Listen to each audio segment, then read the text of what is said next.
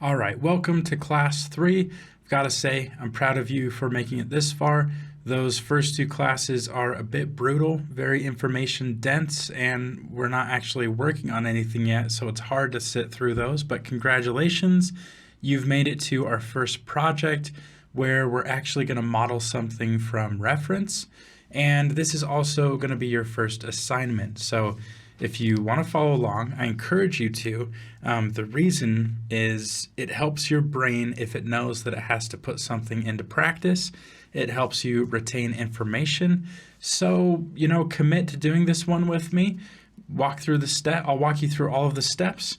And in the end, there will be a link in the description where you can turn in the final rendering that we're going to set up. And I can let you know how you did, if you quote unquote passed, or if you need to go back and take another pass at it or another attempt. So let's go ahead and look at what we're actually going to be modeling for this.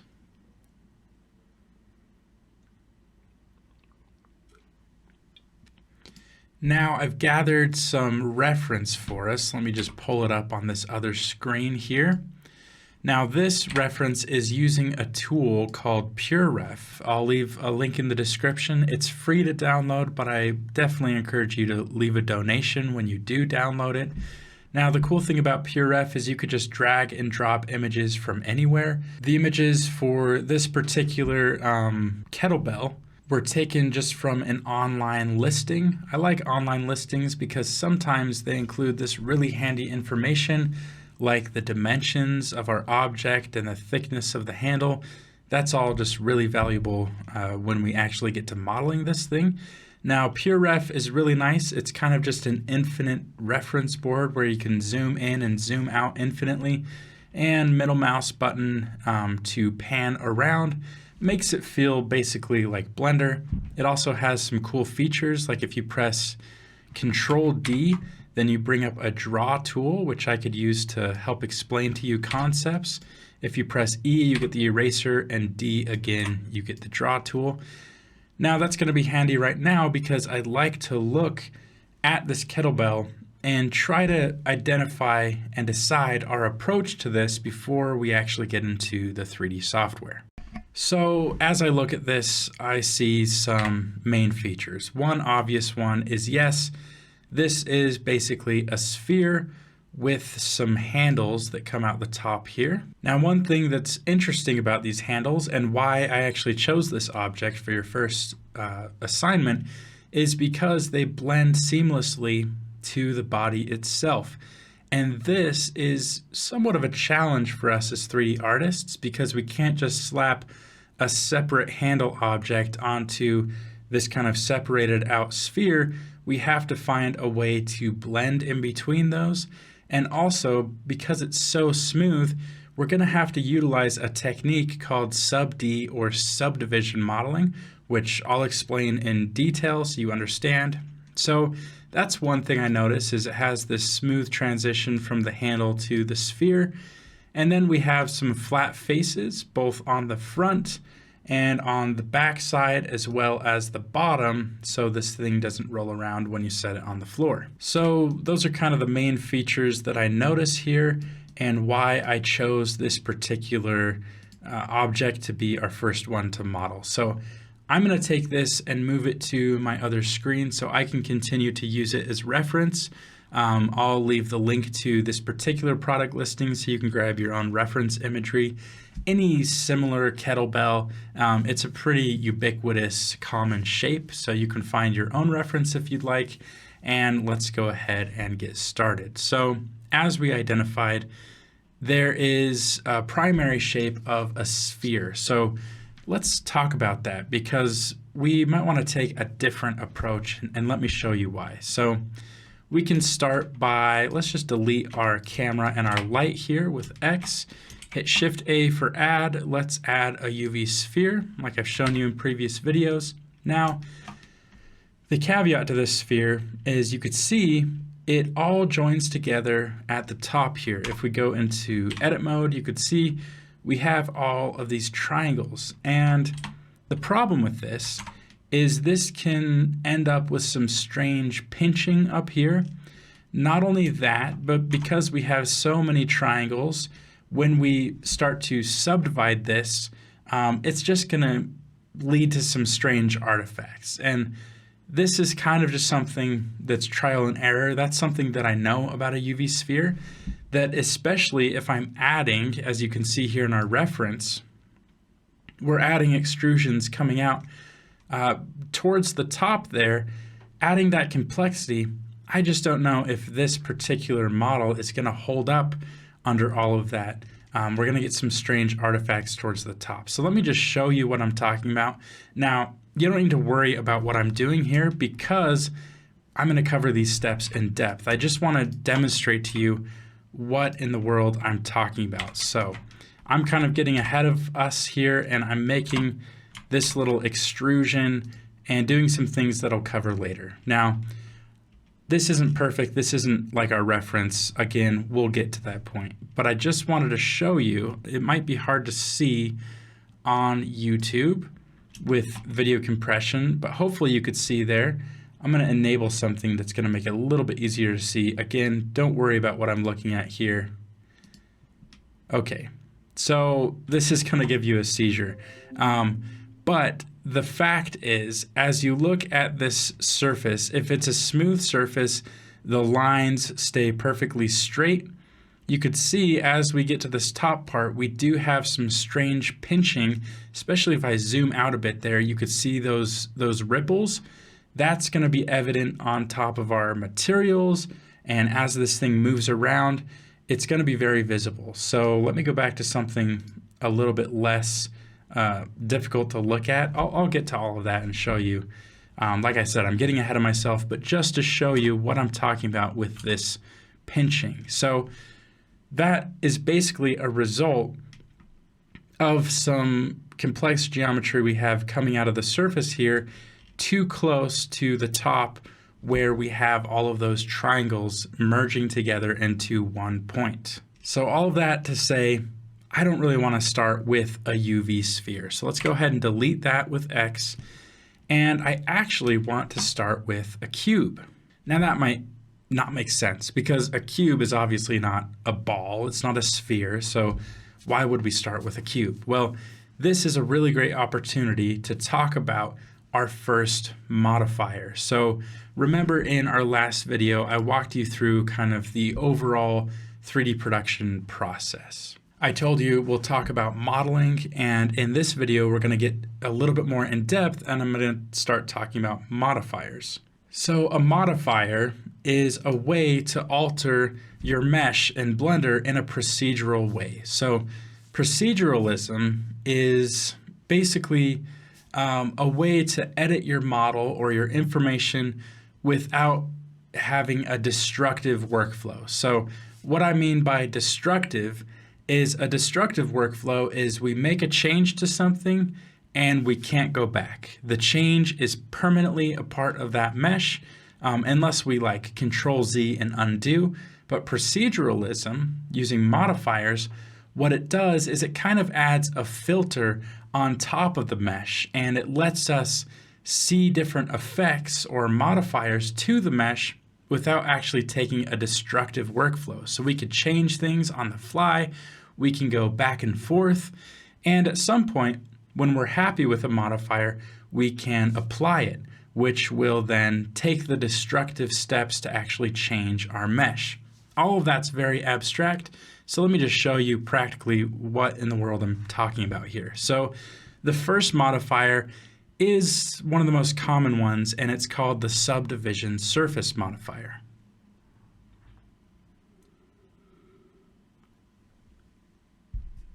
Now, to get to our modifiers, we need to go to the Properties panel over on the right here, and we need to go to this little icon that looks like a wrench, and just click on that. If you hover over it, it says Modifiers. Now, you can add modifiers to any object. If I didn't have this cube selected, it still has the modifiers because it knows that the cube was the last thing selected. But let me just add a camera, for example. If I had this camera selected, you notice I don't have modifiers. So it has to be a mesh object. Let me just go ahead and delete my camera. And we can click on this and we get a drop down with different categories of modifiers. Now, subdivision surface happens to be under generate and then subdivision surface. Because this is so commonly used, there's also a shortcut, which I'll show you after I show you kind of the roundabout way to do it first. So under generate, you can go to subdivision surface, or another thing you could do, let's just exit that out, and it, like I said, it's non-destructive, so it's like it never even existed. You could go to add modifier and you could go to search, and we could just type in SUB for subdivision, and that's the same exact thing. Now, let me give you a quick tour of what this subdivision surface is doing. So, like the name implies, it's subdividing our surface. So let me pull up my little reference image here, and let me bring up my draw tools. If I had a face that was making up the surface of this kettlebell and it was just a plane, then that only has 4 points, and that's what it is. If I subdivide this once, what I'm doing is I'm dividing this plane so that it has more points. When I have more points on a plane, that allows me to then have curvature of that plane. It's not very high resolution yet because we only have a few extra faces, but you could see that that allows it to be more curved than just one face with 4 points. So that is what subdivision surface does. It's a way to smooth out surfaces. Now, we have different levels here. We have levels of subdivision in our viewport, and then we have levels of subdivision in our render. So you can have different levels for your viewport and your final rendering. So if I actually dropped a camera into the scene, let me just position this like I showed you in our first video. If I rendered this, now we're not going to have great lighting or anything right now, but if I render this, you can see roughly that the rendering has more subdivisions than the actual viewport. The one here is very jagged and the rendering is a little bit smoother. We can accentuate that even more by changing the render subdivisions to something crazy high like 6. And you could see now in the viewport it's lower resolution, it just has 1, and in the rendering it looks very, very smooth. So subdivision surface is really, really a lazy, good way to work. It's the good kind of lazy where you can do just a little bit of work, move around a few points, and it will subdivide that and make for a much smoother final result.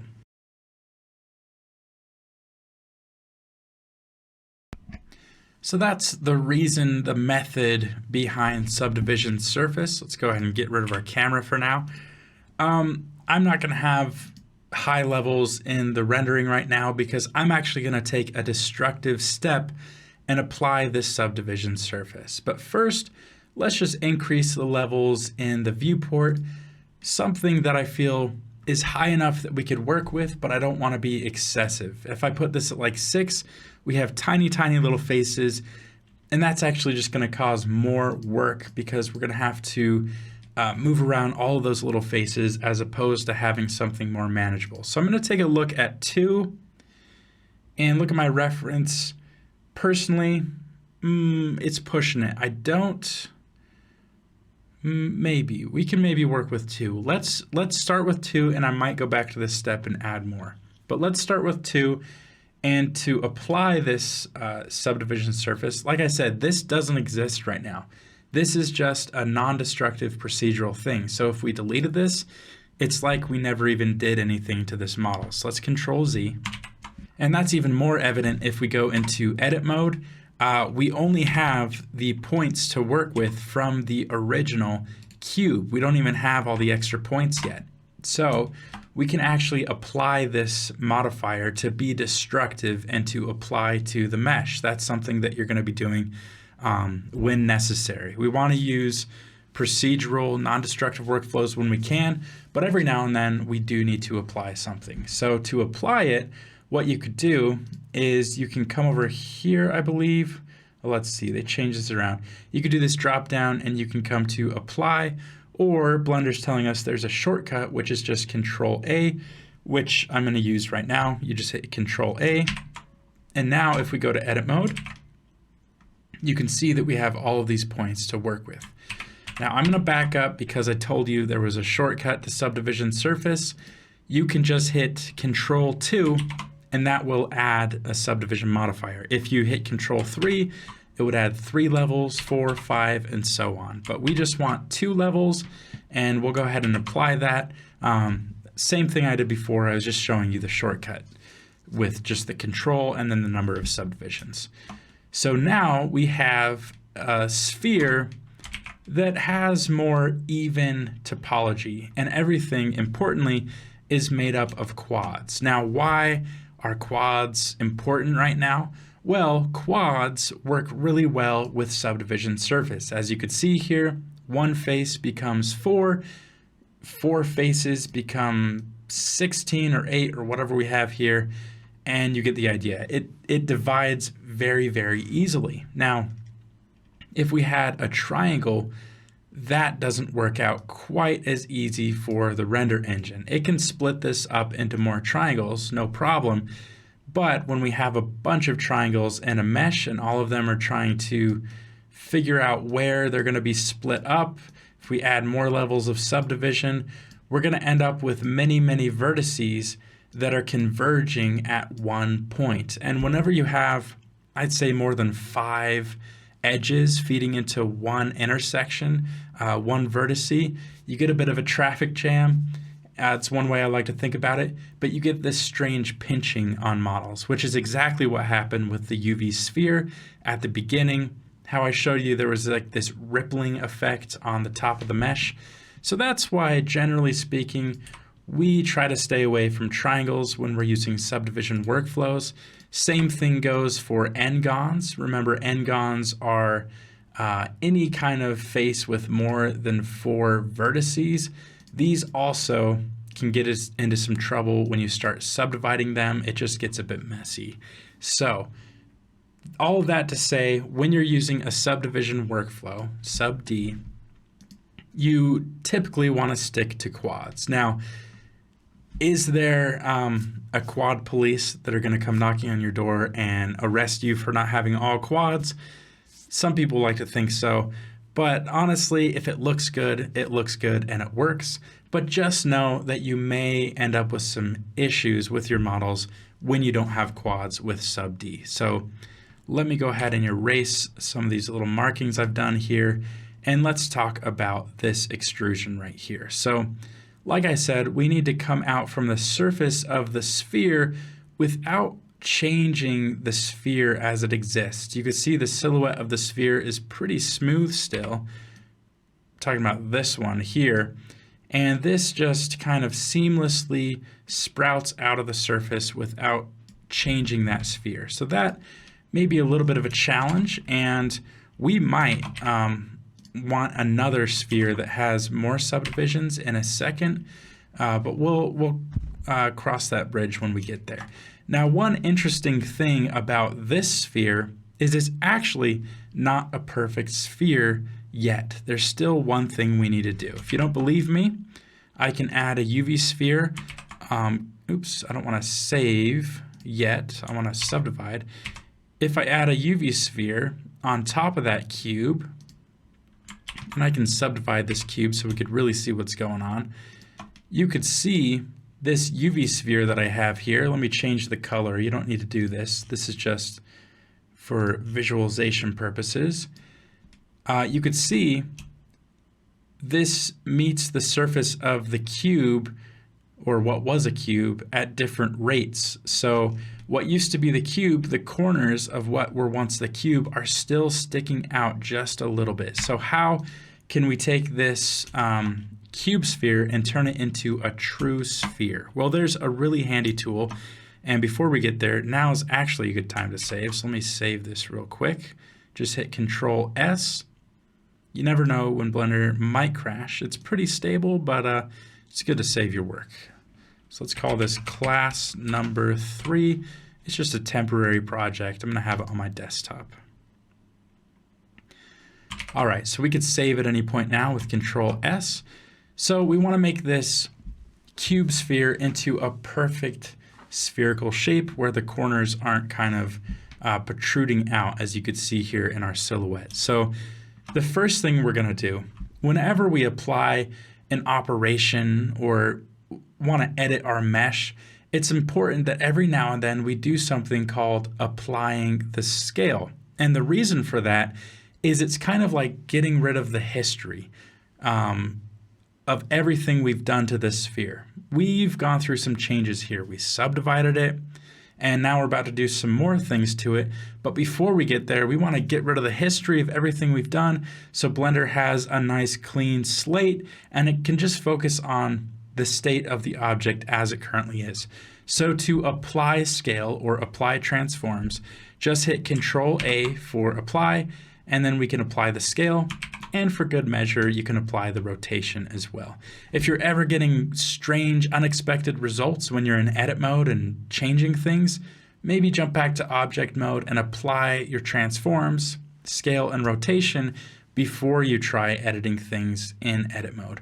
Hopefully I gave a better visual example of that, but for now, just trust me.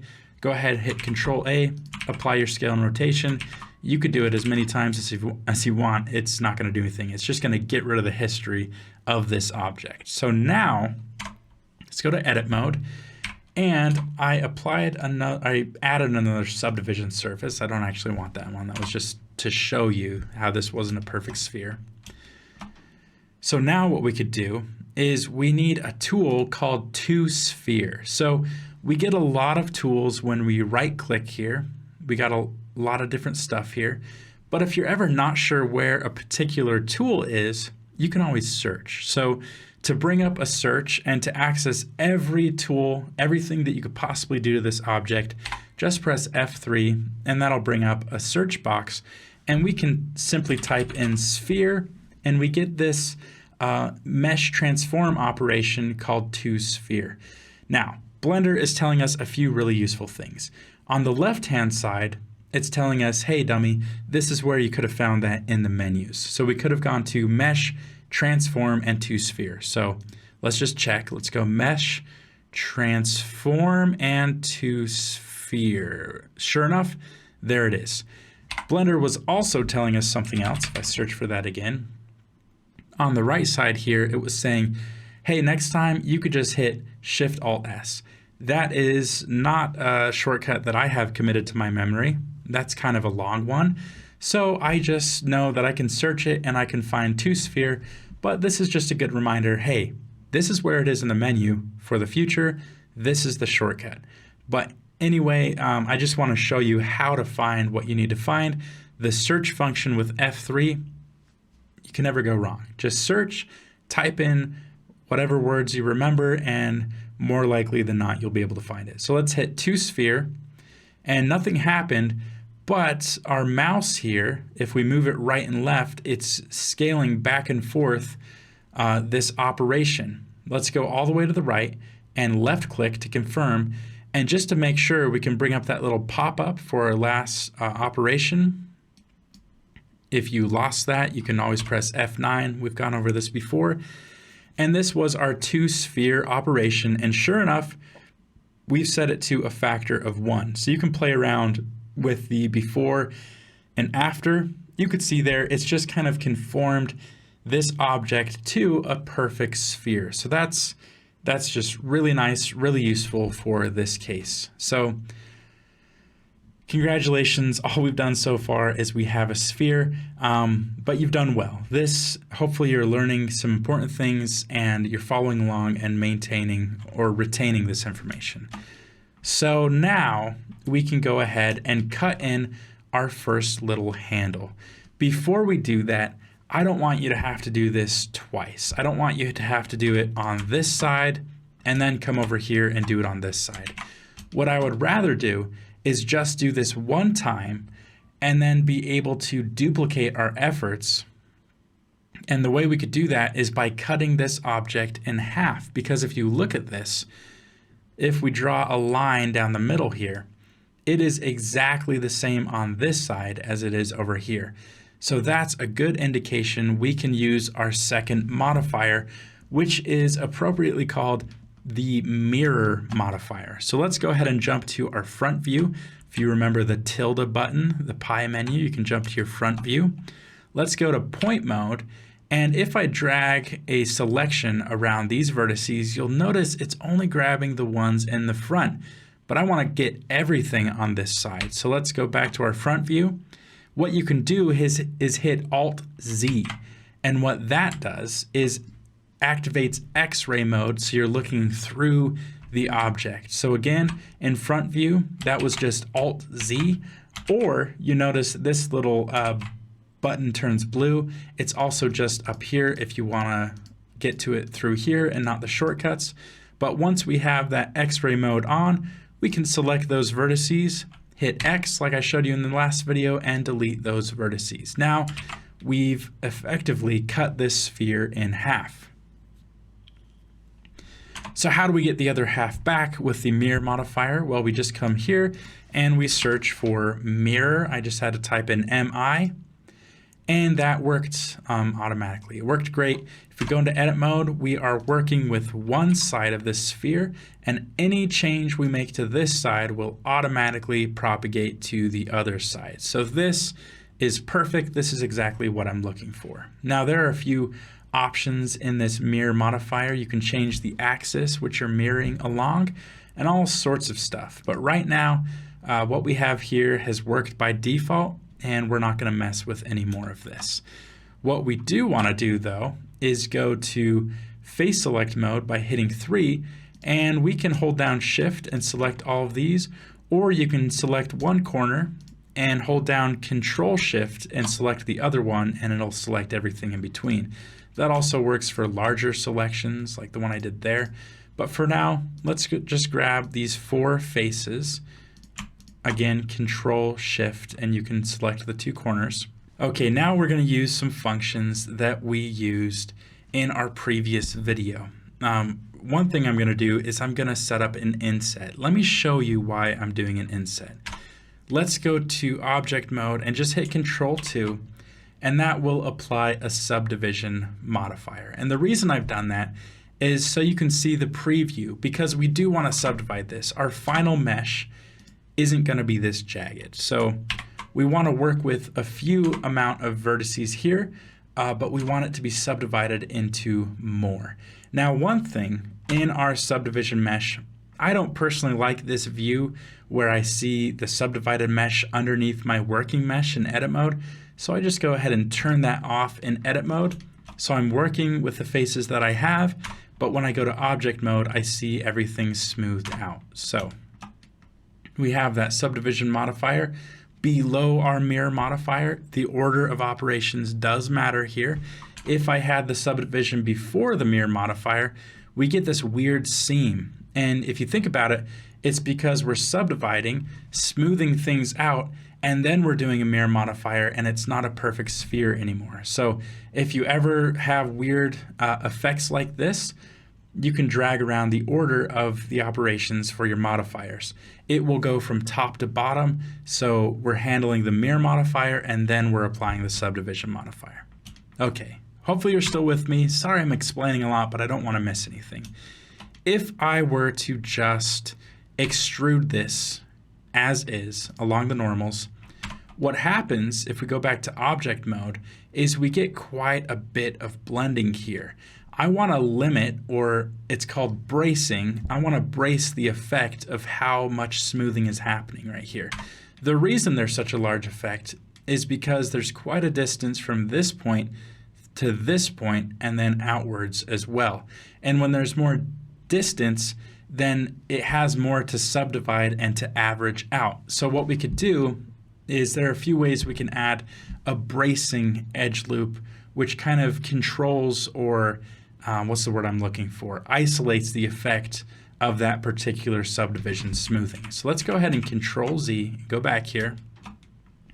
One way we can brace this is we can hit I for the inset tool, and we can inset those faces. Now, I'm just, for now, roughly eyeballing the shape or the thickness of this handle here, we can get specific with the dimensions in a bit, but for now, I'm just gonna eyeball that. I've inset inward here, and then I'm just gonna hit X, and I'm gonna delete those faces. Now, I'm gonna go to edge mode, and I'm selecting these faces, this edge loop with Alt left click. That's something we went over in our last video, because I need this to be the shape of a circle. Now you remember the 2 sphere tool, so we could try that. Let's just see what happens. If we go to 2 sphere, that's one way we can turn those into a circle.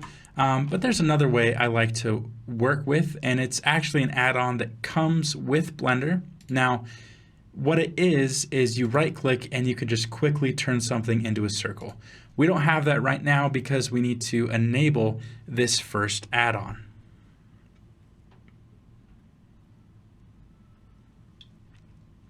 So you don't need to install this. It comes with Blender, like I said.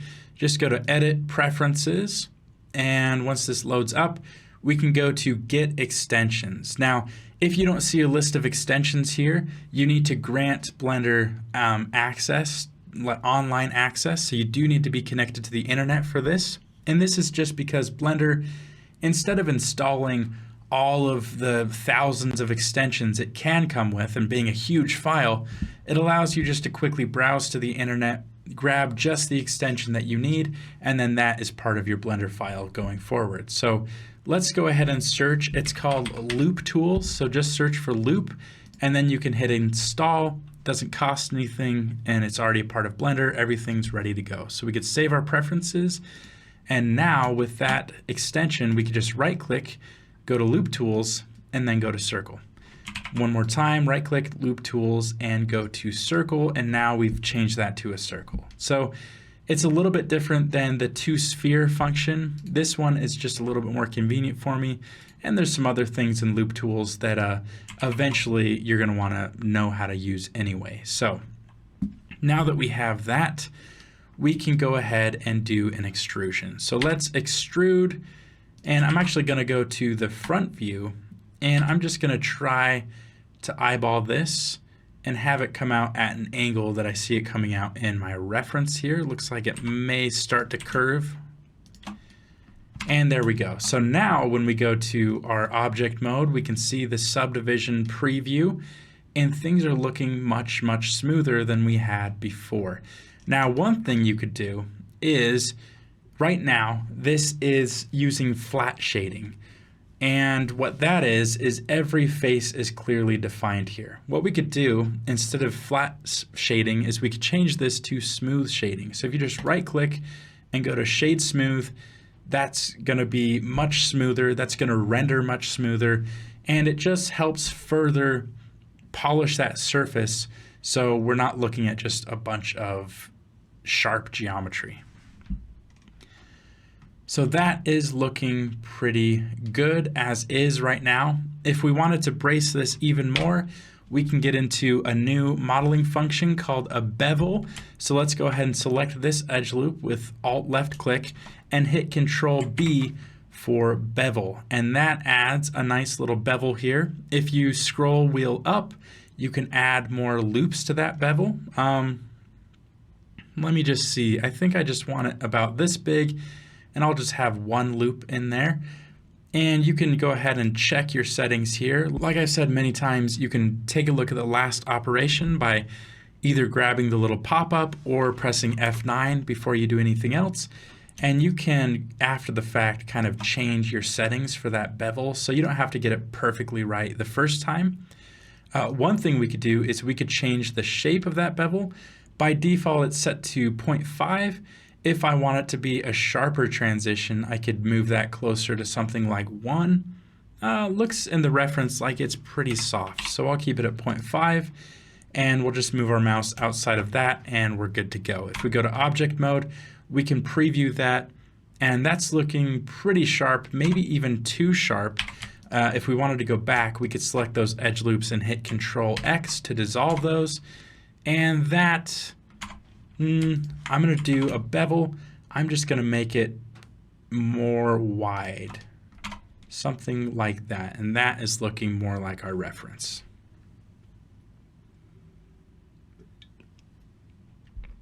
Something I want to point out, it's kind of hard to see, but we do have a little bit of pinching. I don't know if you could see it right here in our model.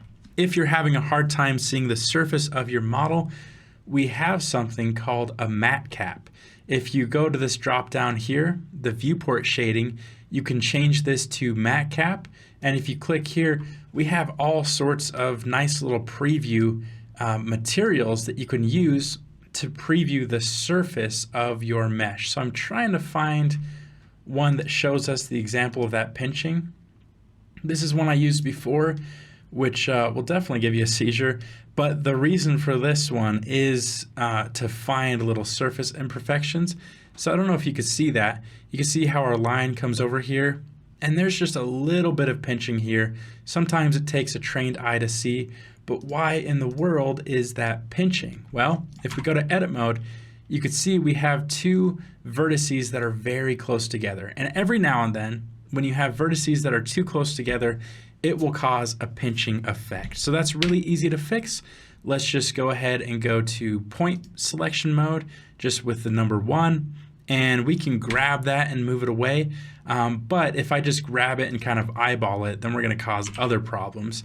So a cool function is if you double tap G, press it once, press it again, that goes into slide mode where you can slide vertices around. So I'm actually just going to slide that out. I'll do the same thing on this side, and that's going to continue to conform to the shape of this spherical surface. We can also do it with these if we feel these are getting too close.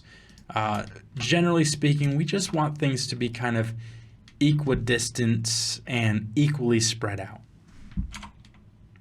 So I think that's a pretty good shape.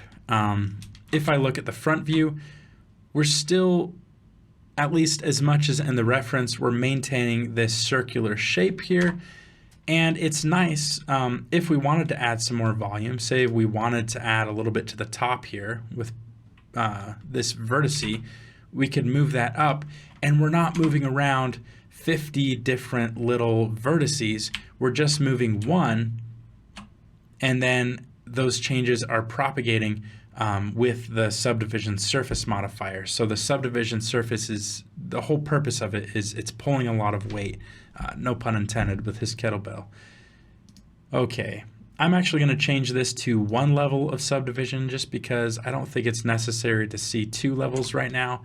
But I did add a little bit of volume at the top here, just because when I go to object mode and view front view, I just felt like we were losing a little bit for whatever reason. I might add just a little bit more here as well. I just want that perfect circle silhouette, and that is looking pretty good. We can bring in our reference over here, and I'm pretty happy with that. I feel like we can live with that. Now, how are we going to continue this shape to the top here? It's actually very, very easy with one tool. So one thing I'm going to do is I'm going to actually apply our mirror modifier. And I'm going to go ahead and apply our scale and rotation. As I said before, you want to do that periodically. And what I'm going to do is I'm going to select this loop, this edge loop right here. I'm going to go to our front view, and I'm going to duplicate this loop because I'm going to use it for the top. To duplicate something, you can just press Shift D. Now that's the case both in edit mode and in object mode. You can duplicate whole objects with Shift D. Now, after we've duplicated this, I'm just going to rotate it and try to get it close to being perfectly flat. Now, I might have got that perfect on accident. To make sure it really is perfectly pancake flat, one thing we could do is we could hit S to scale. We could scale on the x-axis, so you can see how that's pushing that in or bringing it out, and we can type in 0. And that is completely zeroing it out so it's perfectly flat, and we can know it's definitely perfectly flat. One more time, we rotated it to the best we could, and then we hit S for scale, X, and 0 to totally flatten that out. Now, in front view, we want to snap this to the center. If you remember our snapping menu from the previous video, Let's go ahead and snap to just a vertex. That ought to do it. Now let's G for grab, X for the X-axis, and hold down Control, and we can snap that right on that center vertice right there. So now if we move this up and down, you could see it is perfectly in the center right there. I don't know exactly why I applied the mirror modifier. I can go back and actually reapply a mirror modifier if we just delete half the object again. But let's just continue as we are right now.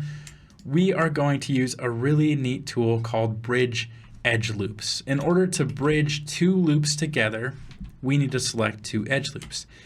So Alt left click this one and then Shift Alt left click this one. We are going to create a bridge between these. Now, the only important thing in order to use Bridge Edge Loop is they need to have the same number of points. Now, because I duplicated this circle from this existing one, we already know these are going to line up really great. Before we do a Bridge Edge Loop, I'm just going to go back to Object Mode, Control A, and apply the scale, just so we don't get any unexpected results. Let's go back to Edit Mode, and you can hit F3 to search Bridge Edge Loops, or it's telling us right here, the shortcut is just Control E, and there it is, Bridge Edge Loops. So once we click that, it's gonna find the shortest path from this edge loop to this one. That's not really working for me. Let's go ahead and look at our options here. If you lose that menu, hopefully you know by now, you could just press F9 and it brings up the last operation. And what we want to do here is we want to increase first the number of cuts. And you can already see, dang, that looks pretty good. That looks like exactly what we want to do. However, we have more options here. We have a smoothness factor. We could bring that down if we wanted to adjust the profile.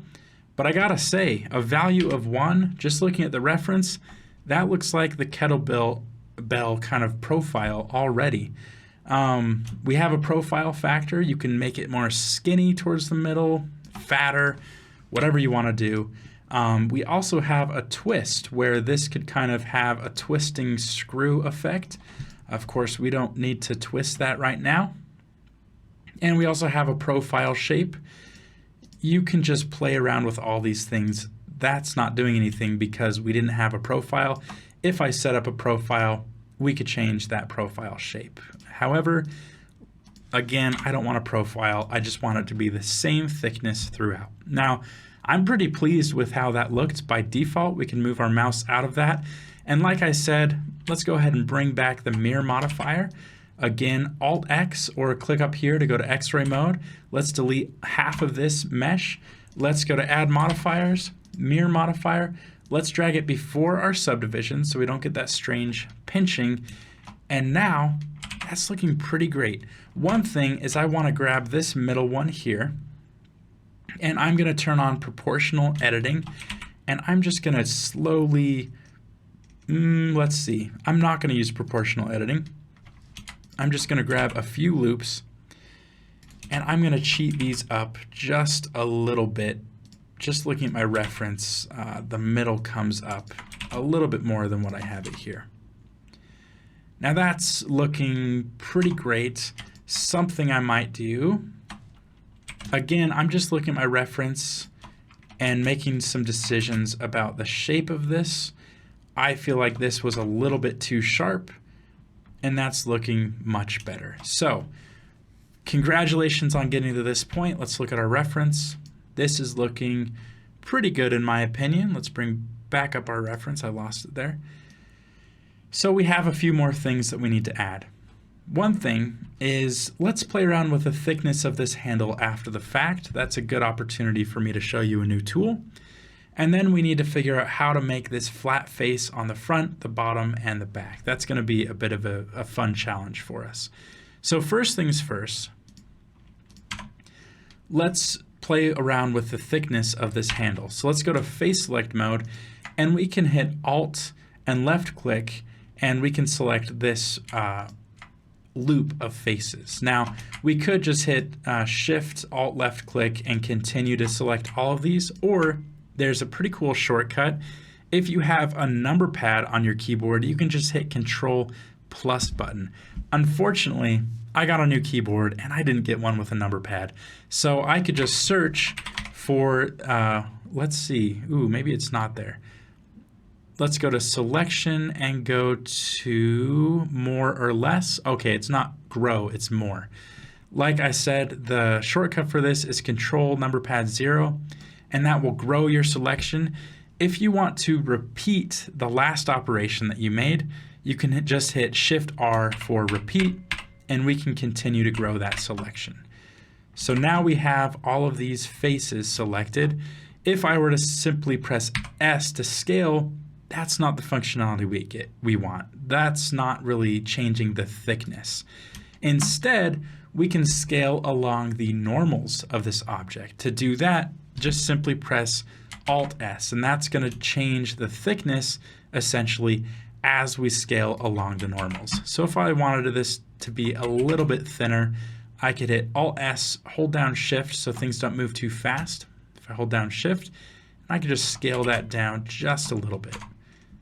That to me looks good. However, we're getting this weird pinching now in the middle here because our vertices aren't meeting perfectly in the center. And that's really easy to fix. In our mirror modifier, there's this option called clipping. We can turn that on, and then in edit mode, let's grab that edge loop and just smash it into the middle so it's colliding with its mirrored self on the other side. And as you can see here, that totally gets rid of that weird seam that we had there.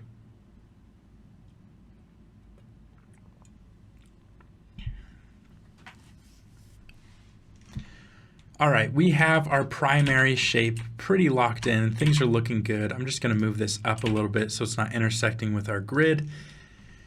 And now we need our secondary shape of the flat front and back face. Now, if we can get away with not applying our subdivision surface, then I want to go that route, because the more we apply a subdivision surface, the more destructive our workflow is. However, I do want to apply our mirror modifier, so I just hit Control A to apply that, because I want to select all of these faces in the center. So I'm just looking at our reference. It looks like more or less we have an area maybe that big that we want to flatten out.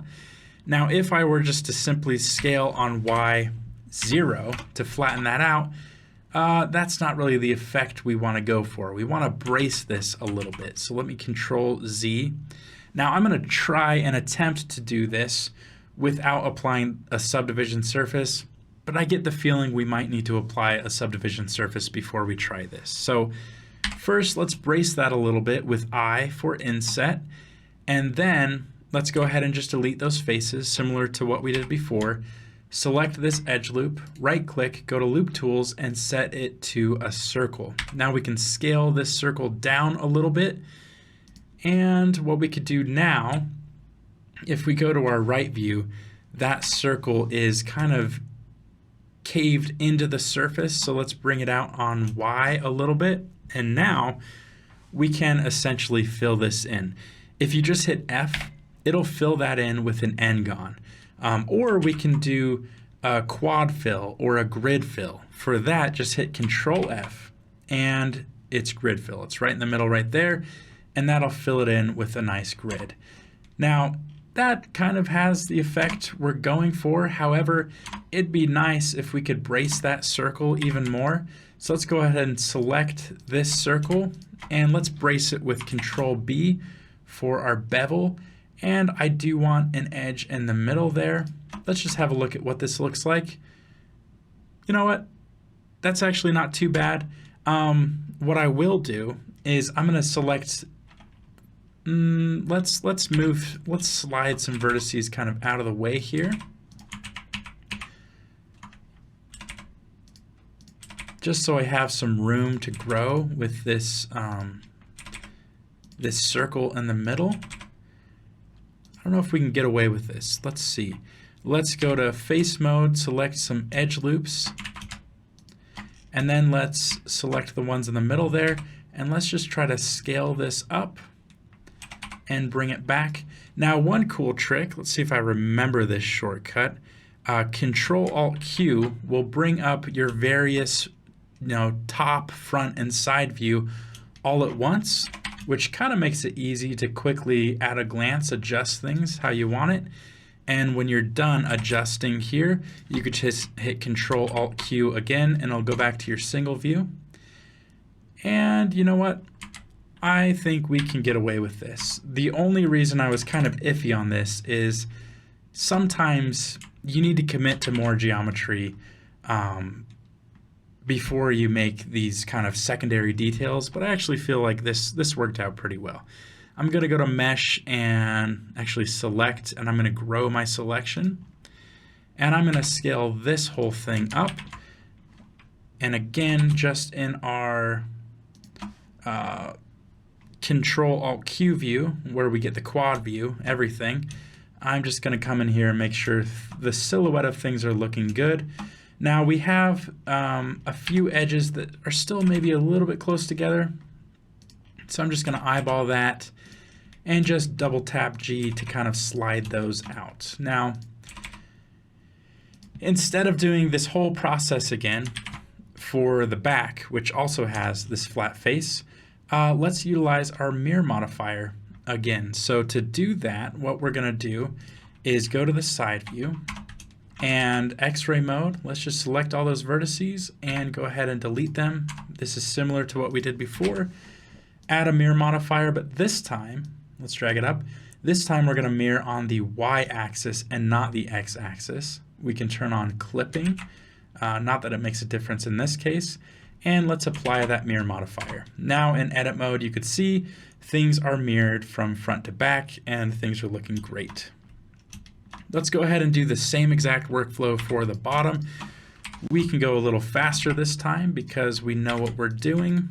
I'm gonna set this to a circle, scale this down. Then what I'm gonna do is just go to select and more or less. Again, I don't have a number pad, which is annoying. If I'm tired of going to this menu and finding this, I can add this to my quick favorites by just right-clicking and adding to quick favorites. Now I can just simply press Q for quick favorites, and anything you add to your quick favorites is just ready to go right there. So let me just select this one. It's kind of caved in. Let's bring it down so it's sitting on the ground. And let me look at my reference here. Looks like it does take up quite a large area. So let me decide here. I think what I prefer doing is make this whole area a circle instead. So I'm gonna go ahead and just back up here. And where I selected 4 before, I'm gonna select all of these. And let's go ahead and inset. Let's delete those faces, get that edge loop. Let's set that to a circle with loop tools. We are going to then go to Control-Alt-Q view. We're going to scale it down and bring it down just to keep the silhouette of our circle or our sphere going strong. Just going to adjust this, Control-Alt-Q to go back here. And we can then do our grid fill with Control-F. Of course, we may have to brace this a little bit with a bevel, because if we go here, the transition's just a little bit too muddy.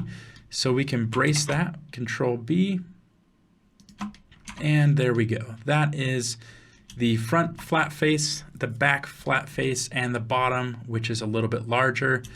And I'm pretty happy because I feel like our silhouette of our sphere is still very strong. So that's pretty much it. We are right on track for this class. We're under an hour.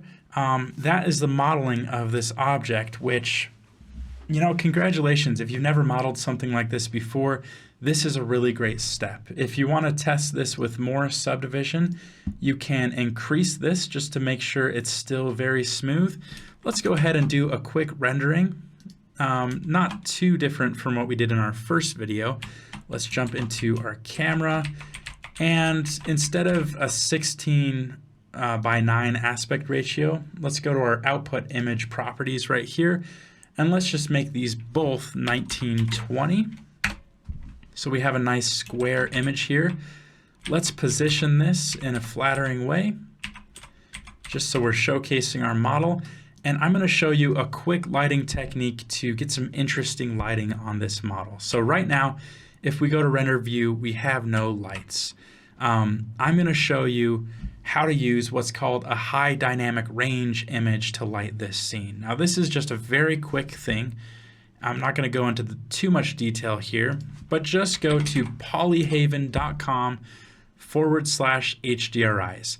HDRI stands for High Dynamic Range Image, and you can download some images that are basically like free environment lighting. There's a really great one I use for look dev. It's called Artist Workshop. It's right here, and you can just go ahead and download for free. You should go support them. Consider supporting them on their Patreon. Just a couple bucks a month, and you're supporting a great free resource for artists around the world. You can download 1K, 2K, up to 16K on a lot of these images. 1K should be fine. Just download that. I already have it on my computer. What we're going to do now is we're going to split our view area for the first time. So right click on this bottom border right here, and let's select vertical split. Now we're going to get a little line here we can use to left click and split or bisect that viewport into two viewports. On this left one, we're going to jump into something that's a little bit scary. We'll cover this a lot more in our next video. It's called the shader editor. So if you come up here, we have this drop down called an editor type. If you click on this, we have all sorts of options. We have our 3D viewport and just a lot of different areas. We're going to get into these as we go in Blender, but for now, just go ahead and choose the shader editor.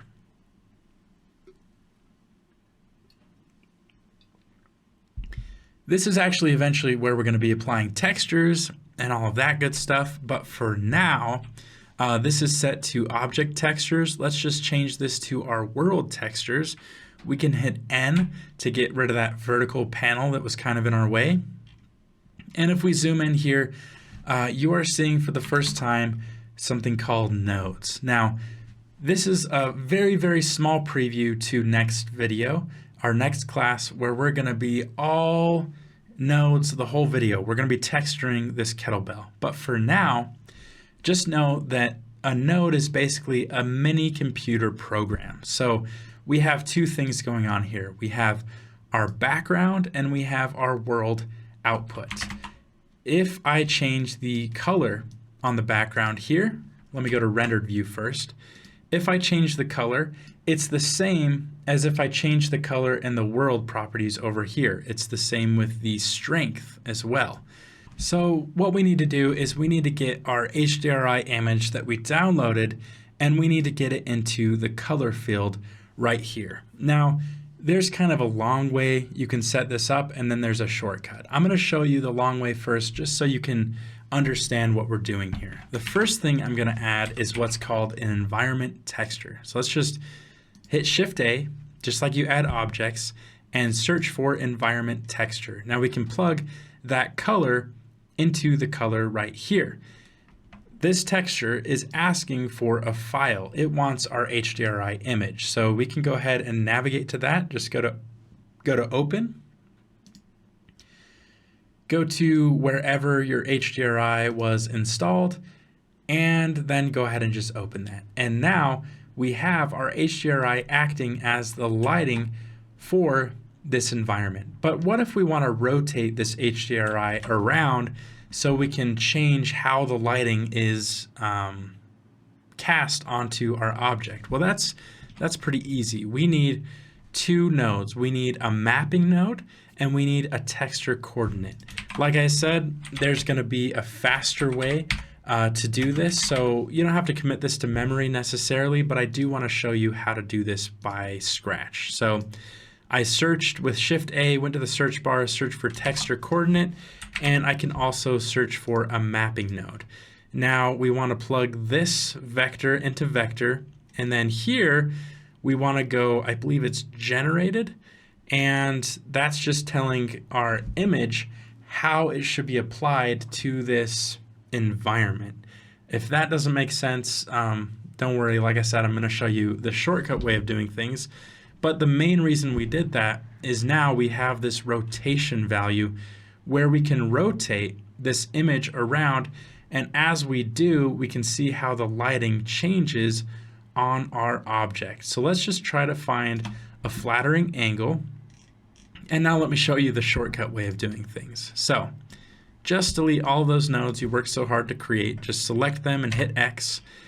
And we're going to enable our second add-on that comes with Blender. Just go to Edit, Preferences, under Get Extensions. You're just going to search for Node Wrangler. If you don't see anything come up, like me, it's because I already have it on in my Blender. It's just not enabled. So let's just go to Add-ons. It might pop up for you in Extensions, but I already have it. So just search for Wrangler under Add-ons, and let's turn on Node Wrangler. Now you can read up about what Node Wrangler does on the Blender website, but let's just save our preferences. Basically, it gives a bunch of really useful shortcuts to node texturing workflows. So if we just click on our background node here, we can simply hit Control T, and that will set up everything I just set up: texture coordinate, mapping, and environment texture. So now all we have to do is open this up, and we can find that HDRI from before, Artist Workshop 1K, and we can simply rotate this around and try to find a flattering angle. Now, your render engine might be set to Eevee. That's fine. We'll get into render engines a little bit later. Or it's set to Cycles. The difference, by the way, this is under your render properties in your properties tab over here. The difference is Cycles is a more accurate ray trace path tracing engine where it's calculating the lighting, and it takes a little bit longer to render. Eevee is a faster real-time render engine, but it doesn't look as accurate. Of course, Eevee is getting some upgrades. You can enable ray tracing in Eevee. It actually has real-time ray tracing. There are some caveats and things that they're working through with that as they continue to develop this, but just know that the option is there and that there are different render engines for Blender. So I'm actually going to render mine in Cycles, and I'm going to turn on my GPU so that my CPU doesn't die as it tries to render this. This is a really simple scene, but if you have a graphics card, typically that's going to render much faster. So in my machine, I have a 3080 RTX card. Anything I would say, if you're in the market for a computer, if you get an RTX NVIDIA card, any of those RTX cards are going to be great. If you're really serious about 3D, you might invest in a later generation like 3080, 3090, 4080, 4090.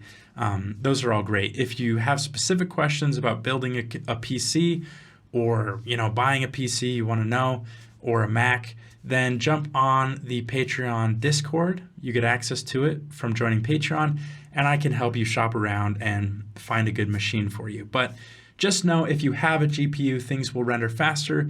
If you're just on a CPU, that's fine. Things just might take a little bit longer to render. Now you'll notice my GPU is not available. I can't select that as a device. I only have my CPU. That's because it's not enabled in my preferences. It usually is, but I reverted back to factory settings just to make sure I show you everything. So just go to Edit, Preferences, and then if we go to System, then we can make sure we are using our Cycles render device, and we are enabling whatever works for your particular GPU. My GPU uses optics from NVIDIA, and I can see right there I have my NVIDIA GeForce RTX 3080. That's my graphics card. Save those preferences, and now it's using the GPU, which is rendering much, much faster. Let me go ahead and save this. Go to our rendered view. Let's just go ahead and change this to solid view by holding down Z, just because when we do a final rendering, we don't want to have the viewport rendering going at the same time. So hopefully you remember the button you can press to render an image. You can come up here to render and render image, or you could just press F12.